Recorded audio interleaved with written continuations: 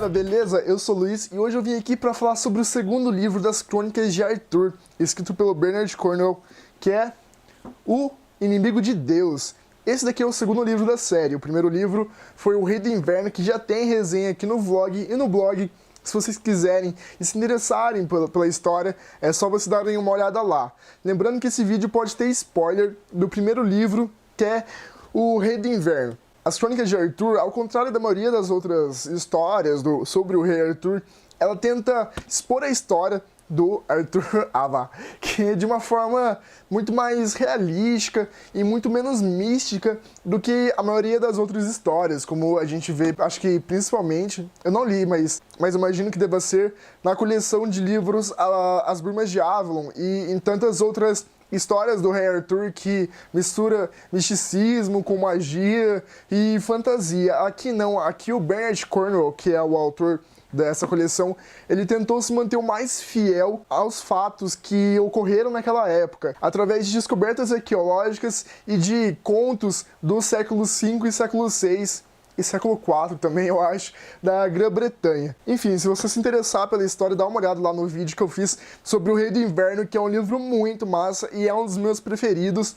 e eu acredito que O Inimigo de Deus acabou se tornando um dos meus preferidos também. Antes de falar sobre a história do livro, mostrando um pouco mais ele segue o mesmo padrão de acabamento do primeiro livro, do Rei do Inverno, com alto relevo e verniz na capa e na lombada também. É um acabamento muito bonito, até mesmo na capa de trás tem uma parte invernizada aqui de um brasão, então é um livro muito bacana. É um livro caro também, isso não tem como negar, ele tá custando em média nas livrarias de 40 até 50 reais, e talvez seja por isso esse preço mais caro dessa coleção, principalmente que todos os livros são caros. A única diferença que eu notei é que eu não gostei tanto da capa desse livro aqui. É uma capa legal, mas a capa do primeiro livro, tipo, é muito foda, assim.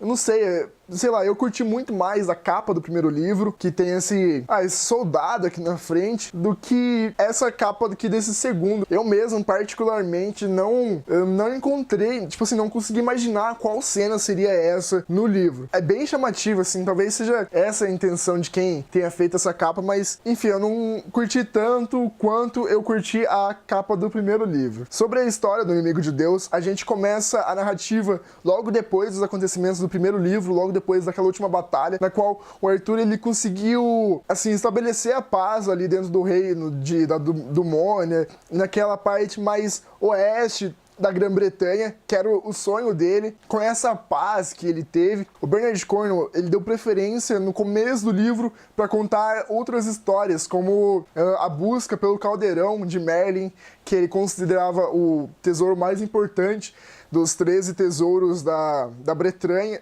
Nossa, ele considerava um dos mais importantes tesouros da Grã-Bretanha. E a primeira parte do livro é basicamente isso. É uma paz que o Arthur conseguiu fazer ali na redondeza, o Merlin tentando achar os 13 tesouros e uma discussão infinita entre pagãos e cristãos, e aí eles começam a brigar, e aí começa a acontecer o livro em si, que se eu falar mais, daí acaba sendo spoiler. Enfim, minha opinião sobre esse livro aqui. Tipo, eu tava achando ele muito chato mesmo. Até a página 200 ficava num lenga-lenga de religião, eu só falava de religião e cristão brigando com pagão e assunto nada a ver, sabe? Não ia pra frente. Aí eu falei, putz, tô ficando irritado já com essa caralho desse livro que não desenvolve, não fala nada narrativa, não tinha luta praticamente no começo do livro. Aliás, até a metade do livro praticamente não tem nenhuma batalha assim realmente interessante. Até que eu tava ficando de cara já, né? Até que eu tava quase largando ele, desistindo de ler, porque a leitura dele é tão complicada. Se você já leu o começo do Rei do Inverno, sabe do que eu tô falando. E o problema é que a escrita do Bernard Cornwell, ela se mantém naquele mesmo nível de leitura difícil, assim, que não vai pra frente, até mais a metade desse livro. E eu tava ficando irritado já, querendo largar ele. Até que de uma hora pra outra, questão de 2 páginas, a história ela tomou um rumo totalmente diferente. Eu falei, cara, agora o bagulho vai ficar louco. E aí sim, a história resolveu pegar no tranco, mas isso, querendo ou não, foi lá pela página 350, 400. O que fez com que eu dividisse muito, em minha opinião, falando sobre esse livro. A primeira parte eu achei muito chato, aquelas questões de religião. Assim, enquanto o primeiro livro serviu pra introduzir a história da Grã-Bretanha, mostrar o que tava rolando e mostrar o Arthur tentando reunir o povo da Grã-Bretanha, isso aqui fica num lenga-lenga chato, velho, falando só sobre religião, mostrando a briga dos pagãos, envolvendo o Merlin, a Nimue, o Arthur, o Derfel, contra os cristãos. Daí tinha o Samsun lá, que é o bispo, e esse bispo começa a fazer um escarcéu e tava muito chato mesmo. Daí que aconteceu esse fato que, assim, mudou totalmente a linha da história. Tipo, meio que a lá Guerra dos Tronos, na parte que o nerd perde a cabeça, sabe? Ops, acho que eu falei em spoiler. Mas meio que nesse estilo, assim, que você fica... Caralho, velho, não acredito que aconteceu isso. Então, foi mais ou menos nesse estilo. O único problema é que isso foi acontecer muito no final. Eu já tava meio de saco cheio, assim, da história, porque ela não desenvolvia nada. Até que aconteceu isso, e aí eu realmente voltei a...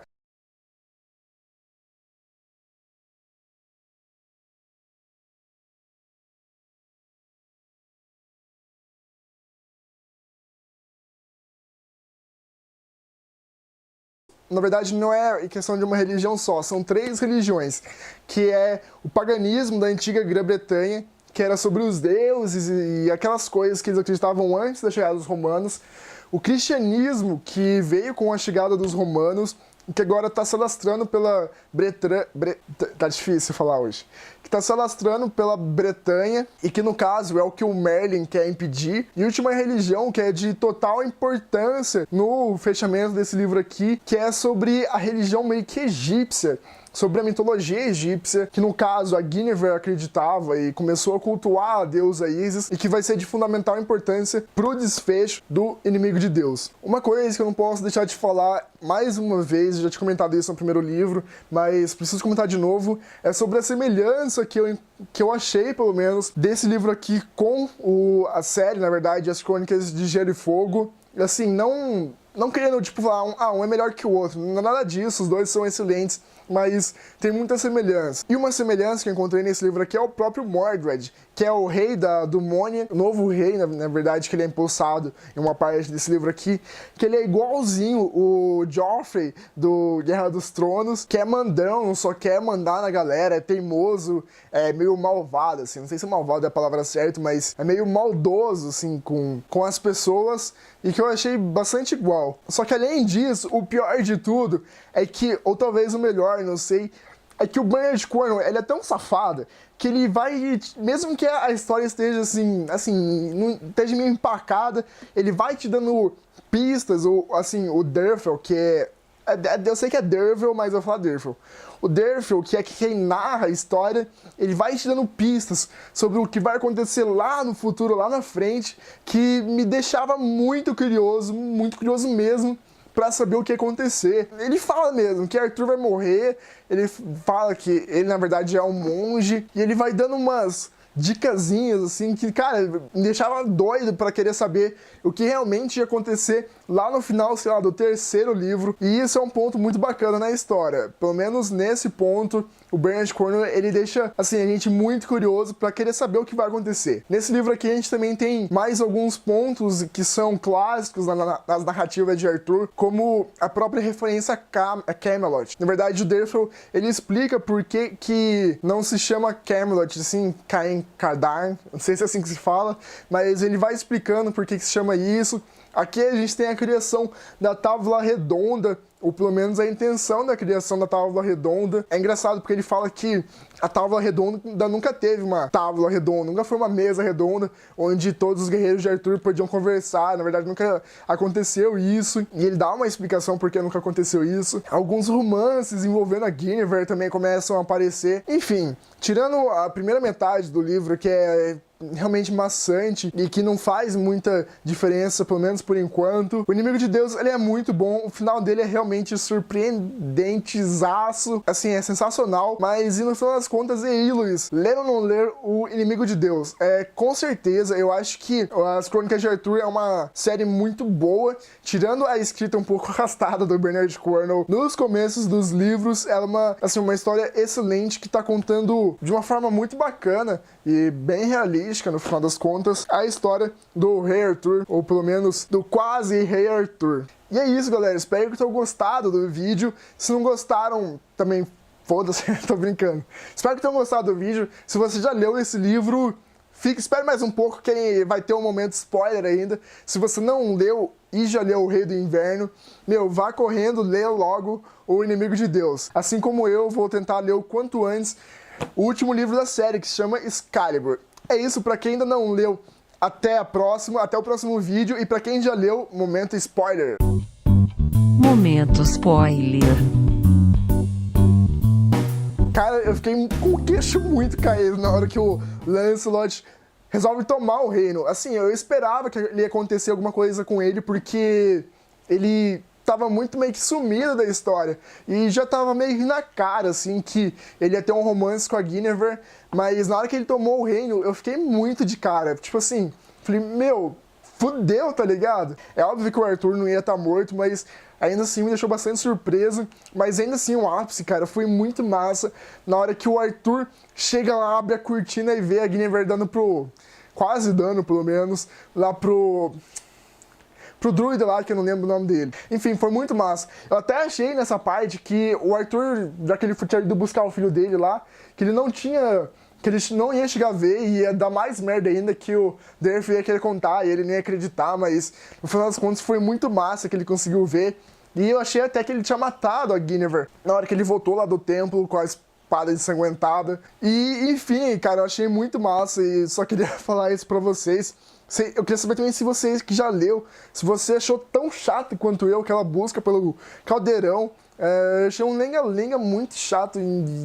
Aliás, não foi nem até a busca do caldeirão, foi legal, deu pra aguentar. O problema é que depois, não acontece nada de interessante no livro até chegar essa parte, ou pelo menos até chegar a parte em que o Derfel, ele descobre que a mãe dele tem a mãe dele e ele descobre que o pai dele é o tal do Ailin lá, que é o rei saxão. Enfim, galera, era só isso que eu queria dizer. Eu precisava comentar com alguém esse final de livro, que foi muito massa. Eu fiquei lendo até de madrugada, acho que eu li mais de 150 páginas ontem, porque eu cheguei nessa parte que o Derfel descobriu que é filho de rei saxão, e aí logo depois já minha parte do Lancelot, e aí, cara, eu fiquei desesperado pra descobrir o final, e depois veio a parte da Guinevere, e aí ficou muito mais massa. Enfim, eu queria saber de você que já leu o livro também, o que você achou do Rei do Inverno. Eu achei muito massa, não sei quando eu vou ler o Excalibur, porque é caro o livro, eu não sei quando que eu vou conseguir comprar, mas eu tô muito ansioso pra saber o desfecho dessa história e todos aqueles mistérios que o Derfel dá aquela, como eu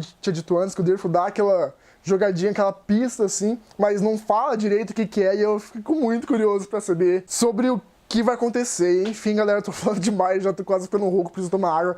É isso, até o próximo vídeo.